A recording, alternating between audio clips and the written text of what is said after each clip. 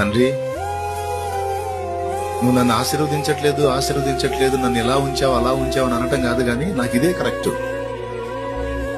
నా బుద్ధికి, నా మనసుకి, నా ప్రవర్తనకి, నాలో ఉన్న బలహీనతలకి నాకు ఇదే కరెక్ట్ తండ్రి అని నువ్వు దేవుని ముందుకు వెళ్ళినప్పుడు ఆయన నీకు తీర్పు తీర్చలేడు, గాని నిన్ను గుండెలకు హత్తుకుంటాడు.